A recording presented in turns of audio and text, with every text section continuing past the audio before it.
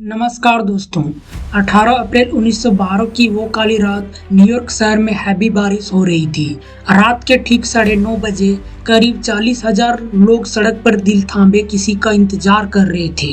ये इंतजार था कार्पेथिया नामक एक जहाज का, लेकिन ये जहाज अपने साथ खुशखबरी लेकर नहीं आ रहा था, बल्कि मौत और तबाही की एक ऐसी खबर लेकर लौट रहा था जिसे सुनकर आज भी इंसानों की रूह कांप जाती है।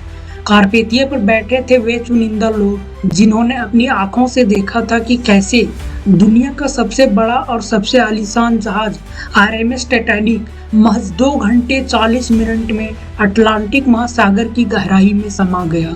10 अप्रैल 1912 ब्रिटेन के साउथहैम्पटन पोर्ट पर लाखों की भीड़ उमड़ पड़ी थी।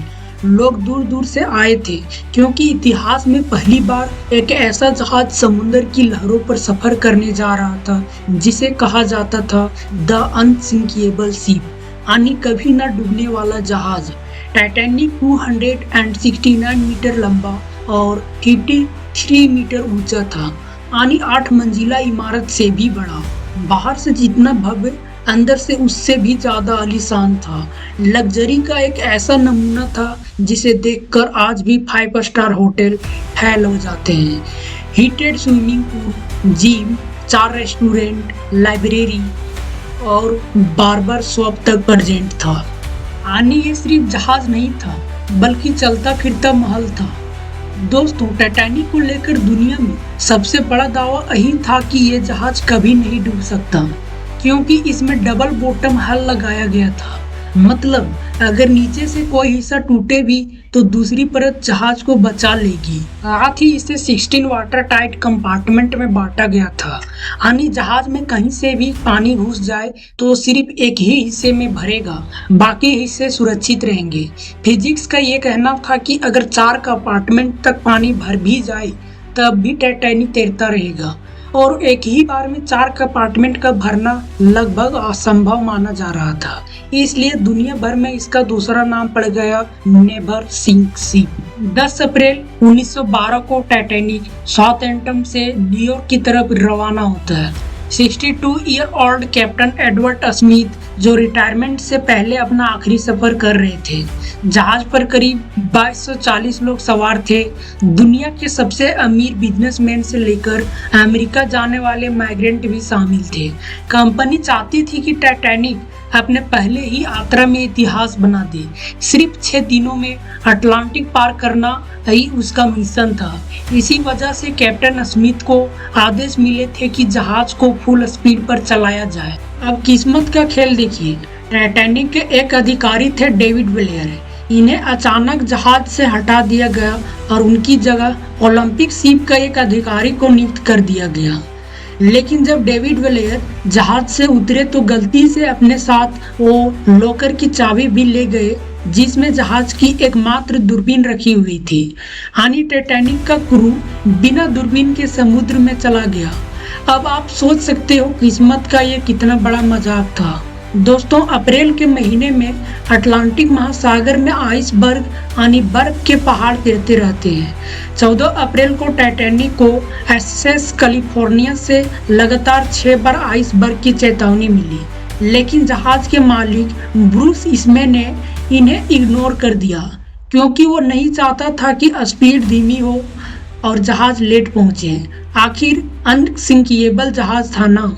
रात के 11:40 पे जब पूरा अंधेरा था, आसमान में चांद भी नहीं था और क्रोज नेस्ट पर मौजूद गार्ड्स के पास दूरबीन भी नहीं थी, तभी अचानक सामने दिखा एक विशाल आइसबर्ग। इन्होंने कैप्टन को तुरंत मैसेज डिलीवर किया। अफसरों ने जहाज को मोड़ने की कोशिश की। इंजन रिवर्स में लगाए गए। टाइटैनिक पर मौजूद इंजीनियरिंग स्टाफ आखिर तक इंजन चलाकर लोगों को बचाने की कोशिश करते रहे, लेकिन बहुत देर हो चुकी थी। 11:40 पे टाइटैनिक का राइट पार्ट आइसबर्ग से टकरा गया। 6 कंपार्टमेंट्स एक साथ फट गए। 4 कंपार्टमेंट तक बच सकने की संभावना थी, लेकिन 6 कंपार्टमेंट में पानी भरना मतलब जहाज का डूबना तय था। कैप्टन स्मिथ ने तुरंत डिस्ट्रेस सिग्नल भेजने का आदेश दिया, लेकिन पास में कोई जहाज नहीं था। सबसे नजदीकी मदद कार्पेथिया जहाज जो 107 किलोमीटर दूर थी, यानी यहाँ पहुँचने में कम से कम 4 घंटे लगने वाले थे। लेकिन टाइटैनिक के पास इतना वक्त नहीं था। टाइटैनिक के पास लाइफ बोट सिर्फ 20 थी, यानी सिर्फ 1200 लोग बच सकते थे, जबकि जहाज पर 2240 लोग थे। वो भी जल्दबाजी में कई बोट्स आधी खाली ही छोड़ दी गई। नियम था सबसे पहले औरतें और बच्चे को छोड़ा जाए, लेकिन हकीकत में फर्स्ट क्लास वाले लोगों को ज्यादा प्राथमिकता दी गई। समुद्र का पानी था -2 डिग्री सेल्सियस। उसमें कूदने वाले लोग 15 से 20 मिनट से ज्यादा जिंदा नहीं रह पाते। आसमान गूंज रहा था हजारों चीखों से। रात के 2:20 पे टाइटैनिक का आगे का हिस्सा पूरी तरह से डूब चुका था। लोग पीछे की हिस्से की ओर भागे। जोर के दबाव से जहाज बीच से ही 2 हिस्सों में टूट गया। कभी न डूबने वाला जहाज सिर्फ 2 घंटे 40 मिनट में अटलांटिक महासागर की गहराई में समा गया। 2240 लोगों में से सिर्फ 706 लोग ही बच सके। बाकी के 1500 से ज्यादा लोग आ तो डूब गए या फिर ठंडे पानी में मर गए। दोस्तों, इन्वेस्टिगेशन में पता चला कि टाइटैनिक से सिर्फ 37 किलोमीटर दूर एक और जहाज था, SS कैलिफोर्निया। उसके क्रू ने टाइटैनिक से छोड़ी गई फ्लेयर्स भी देखी थी, लेकिन उसके कैप्टन ने उस रात के रेडियो बंद कर रखे थे और जहाज को रोक दिया था, क्योंकि वो भी आइसबर्ग से डर रहे थे। अगर उनका रेडियो चालू होता तो शायद हजारों लोगों की आज जान बच जाती। टाइटैनिक का मलबा अटलांटिक ओशियन के 12,000 फीट गहराई में है। इसे ढूंढने में वैज्ञानिकों को पूरे 70 साल लग गए।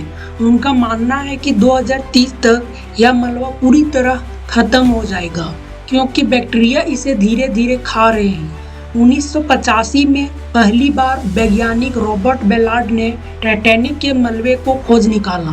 पता चला कि जहाज के लोहे के हिस्से को जोड़ने के लिए मजबूत स्टील नहीं बल्कि कमजोर कास्ट आयरन रिवेट्स लगाए गए थे। यानी कंपनी ने कॉस्ट कटिंग की थी और यही कमजोरी जहाज के डूबने की सबसे बड़ी वजह बनी।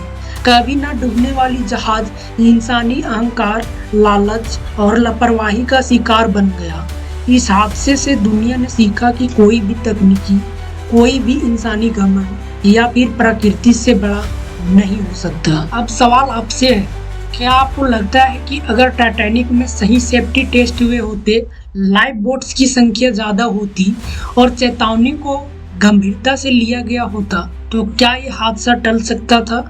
आपका क्या राय है? कमेंट में जरूर बताएं। धन्यवाद।